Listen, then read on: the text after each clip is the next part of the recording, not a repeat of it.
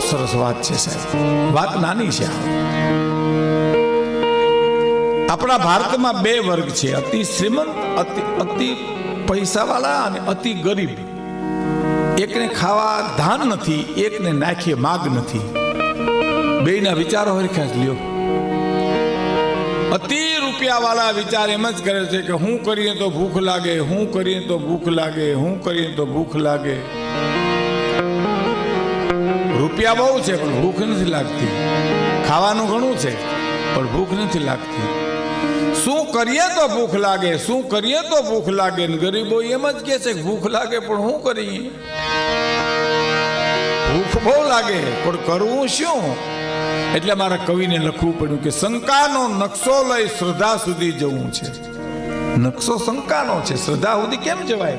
શંકાનો નકશો લઈ અને શ્રદ્ધા સુધી જવું છે. પગમાં લંકાની ધૂળ છે, અવધ સુધી જવું છે. કોઈ દી જઈ શકાય જ નહીં સાહેબ. કેળા જુદા કાકડા. તો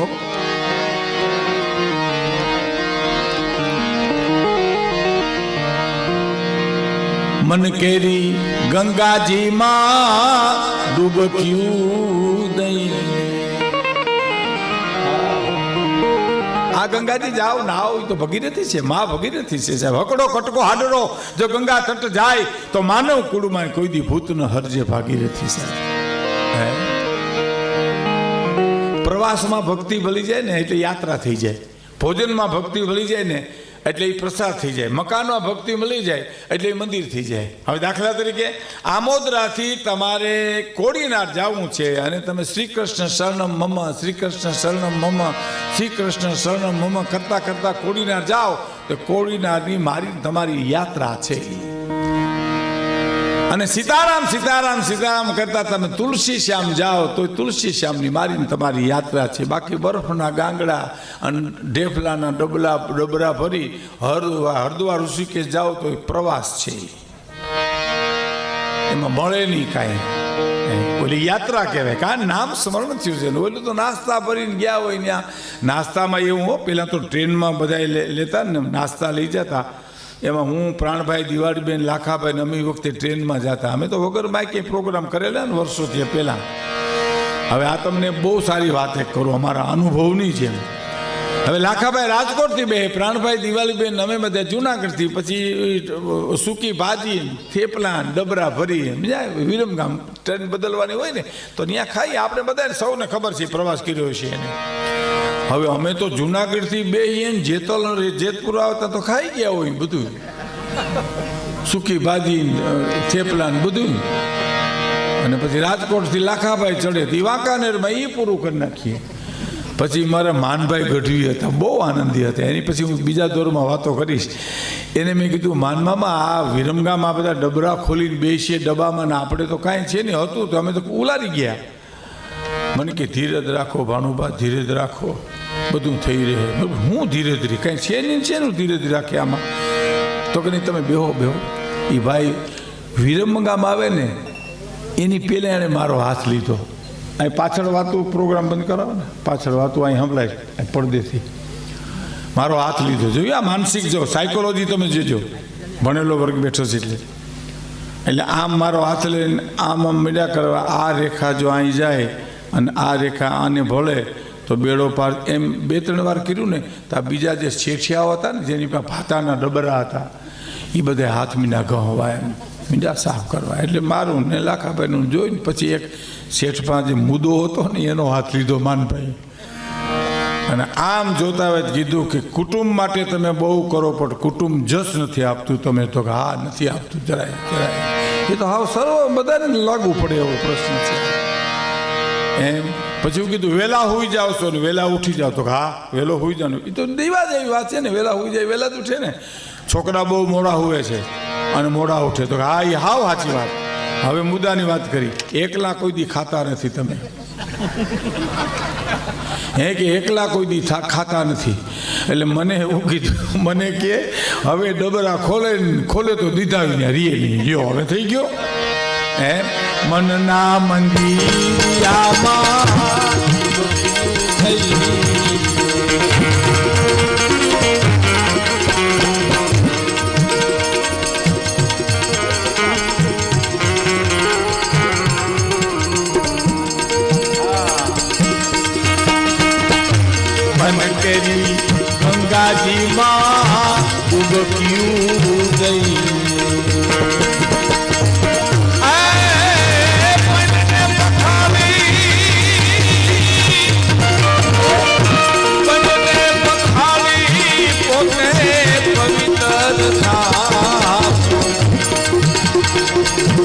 હરિના ભજન માટે મારે હરિના ભજનને માટે હા પ્રવાસમાં ભક્તિ મળી જાય, યાત્રા થઈ જાય, ભોજનમાં ભક્તિ મળી જાય તો પ્રસાદ થઈ જાય. બેનો દીકરી બેઠી એને ખબર છે હગાવાલા આવે ને જે શીરો બનાવે, હગાવાલા એટલે હગાવાલા નોખા નોખા છો, એક નથી. હવે હગા કોને કહેવાય અને વાલા કોને કહેવાય એ આમોદરાથી માંડી અને અમારા ગામડા સુધી બધાને અનુભવ છે. હગા એને કહેવાય, દીકરાની જાન જૂતવાની થાય ને મોટા બાપુ રિહાય એને હગા કહેવાય. હું નહીં આવું, આખું ગામ જાન ખોટી થાય, મોટા બાપુ તૈયાર થઈ જવાનું, નહીં હું નહીં આવું,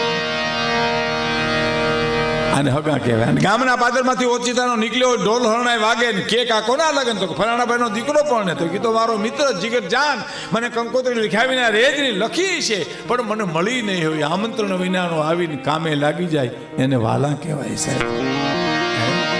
હગા અને વાલા બે નોખા નોખા છે. એ હગા વાલા આવે ને ત્યાં બેનો જે શીરો બનાવે અને સત્યનારાયણની કથામાં શીરો બનાવે, એ રવો એ જ હોય, ખાંડે એ જ હોય, બનાવનાર બેન પણ એ જ હોય.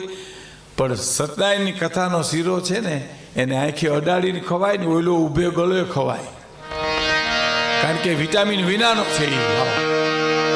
અને આમાં ભક્તિ ભળી ગઈ છે.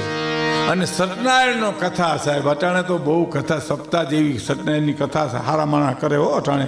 અમે જ્યારે માણેકવાડા અમારા ગામ રહેતા લાઇટ તો હતી નહીં અને સત્યનારાયણની કથામાં લગભગ પ્રસાદ હારું થઈને જ આવે માણસ.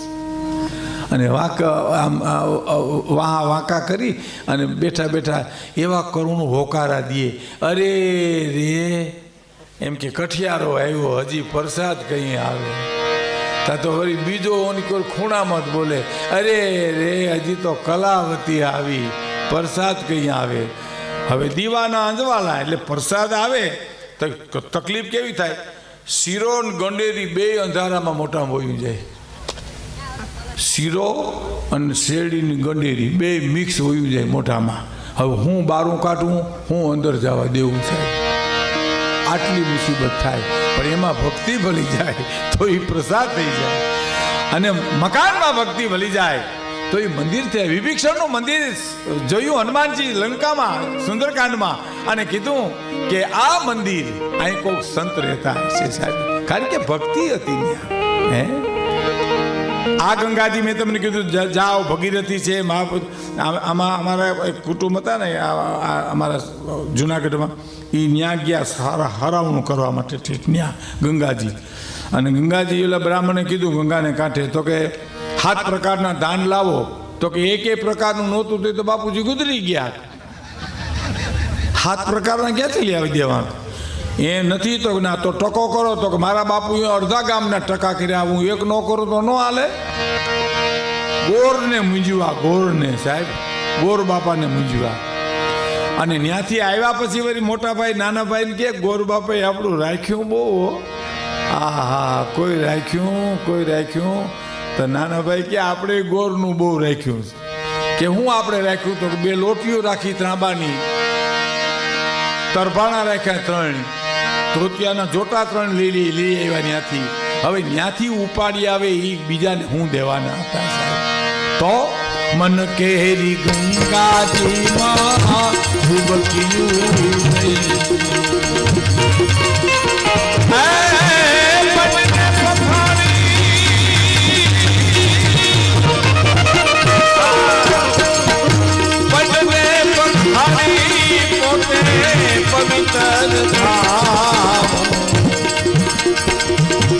હરિના ભજન આગે માલે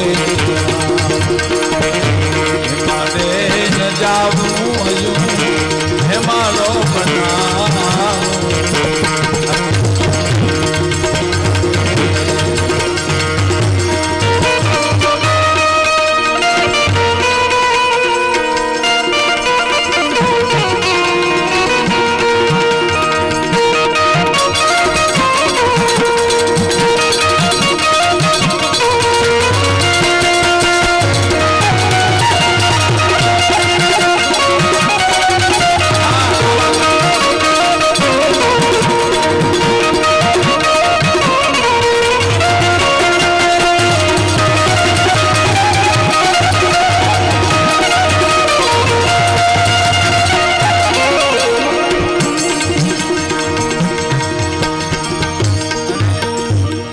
પછી એક કડી, પછી એક પ્રસંગ મારે તમને કેવો છે સાહેબ.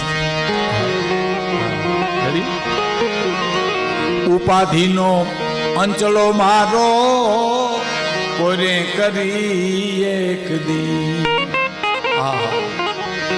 એ જી ઉપાધિનો અંચલો મારો કોને કરી એક દી. ઉપાધિનો અંચલો મારો કોને કરી.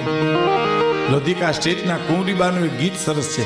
આમ હેમંતભાઈ ચૌહાણે ગાયું છે, પણ સરસ ગીત છે. લોકગીતો કેવા, બેનું દીકરીઓ રાહડા લેતી, લોકગીત ગાતા, એક એક ગીત નબળું નહોતું સાહેબ. દરેક ગીતની માલિપા માતાજી કંઈક ને કંઈક સાર નીકળતો હતો, એવા ગીતો હતા.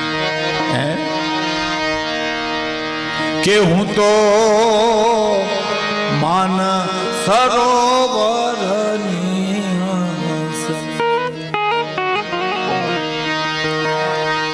એ હાલી મોતી ચણવા રે હું એકલી રે. હું તો માન સરોવરની હંસલી. ઉપાધિનો અંચલો મારો એ ઉપાધિનો કોરે કરીએ એવી નાનકડી પાપણની છાજલી રે. હું તો માન સરોવરની.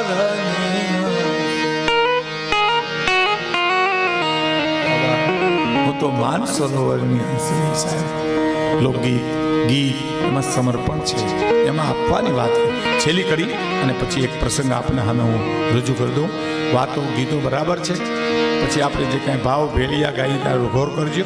પણ મારી માતાઓ બહેનો દીકરીઓ આવી છે મોટી સંખ્યામાં, એટલા માટે આપને આ વાત કરું છું કે તમે તો કોડીના સુધી અમને સાંભળવા આવો, ઉના સુધી આવો, તુલસીશ્યામ સુધી આવો, ધોકડવા સુધી આવો, પણ ચાર દિવાલોને વચ્ચે મારી માતાઓ બહેનો દીકરીઓને જીવવું છે ને, એને તો ઘરને આંગણે અવસર હોય તે જ સાંભળવા આવે છે. અમને રેડિયામાં સાંભળે, ટીવીમાં સાંભળે, વિડીયોમાં સાંભળે, એ સાંભળવું ને એ તળાવનું બંધ પાણી છે. રૂબરૂ સાંભળવું ને એ નદીનું વહેતું પાણી છે. ખાડ ખાડ ખાડ ખાડ વહી જતું હોય ને એ પાણી છે. એટલે કરી એક ગાઉં, પછી હું પ્રસંગ કહું સાહેબ તમને. ઘોર કરજો, પછી હું એવા મેઘાડીના ગીતો ગાય જેથી કરીને તમે ઘોર કરશો. અને તમે માનો કે ન ઘોર કરી શકો તોય તમે ગાયના ગૌચારામાં આપવાના જ છો. તે તો ગાયું ને આશીર્વાદ તમને મળે છે. એ તો છે જ, એ તો થશે જ.